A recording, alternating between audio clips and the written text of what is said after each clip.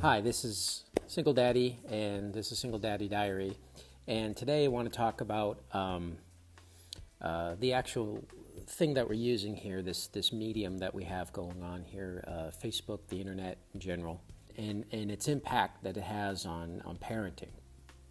Facebook, YouTube, Twitter, all of those are mediums of exchange. They're ever expanding virtual landscapes that are moving all of us into an interconnected culture. But the truth is that it also pulls us apart. In ages past, society was ruled by collective philosophies. Those are ideas that what was the best way to lead a life. In the past, it was great minds that you would ask the great questions of who am I, where did I come from, what am I here for, where is life taking us? But in the modern age, it seems to be we live in a time of great philosophical poverty. The vast amounts of information, and more importantly, the way we consume information in sound bites and tweets on Facebook, Facebook posts, these all lead individuals to think less and less about more and more. And we spend our hours fixated on secondary questions that capture our imagination or are controversial, but don't have any real consequences. So we become numb and distracted by news about celebrities or other inconsequential things instead of really thinking hard about the consequential questions of life, that things about how we approach life in general as a philosophy. And look, whether we're aware of it or not, each of us has a rule of life, a personal philosophy we follow that gives us direction. And every decision we make is determined by that personal philosophy. Communities are also philosophies. They're made up of the collective philosophies of the members of the community.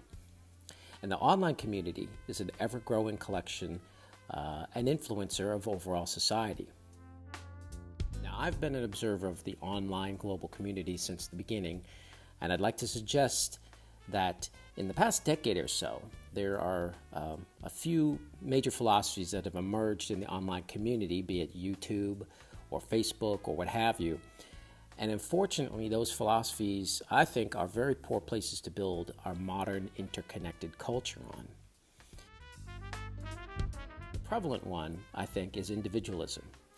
The online community, particularly YouTube, is highly focused on the experiences of the individual, and in at least two specific ways. One, the experience of the individual seems to be very important. And with the various mini celebrities coming and going in popularity, we're kind of actualizing Andy Warhol's prediction that in the future everyone will be famous for 15 minutes. And the emerging online culture places a high value on self-expression, which I don't think personally is bad, except that many have focused on expressing without taking the time to develop themselves into selves that are worthy of other people's time to listen to. And two, on individualism, there seems to be a focus on the primacy of the individual, where the all-consumed concern is for oneself and not on family or society. This is a Western philosophy kind of a thing, but the internet seems to take it to a whole different level. In small measure, I think there's nothing wrong with individualism as a whole, but it really is taken too far in many cases. And if it becomes the major philosophy of the online community, I think this is going to be very bad for society. Because the fruits of unchecked individualism are not being able to do what you want, when you want, how you want. Because the reality is we live in a material world of limited resources, and we live next to each other, and there's not infinite amounts of things to go around. And most everything we do impacts somebody else. To be blind to that is to be naive and even dangerous to others. The products of unchecked individualism are greed, selfishness, and exploitation.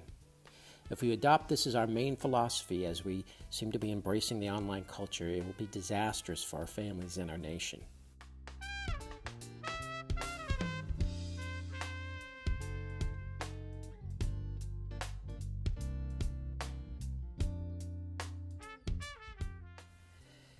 So we have to walk cautiously in this online world and allow ourselves to be entertained, informed, and engaged by it, but never be consumed and corrupted by it either. And if you're a parent like me, you have the added responsibility to keep your vulnerable child from being harmed by the bad philosophies of an online society.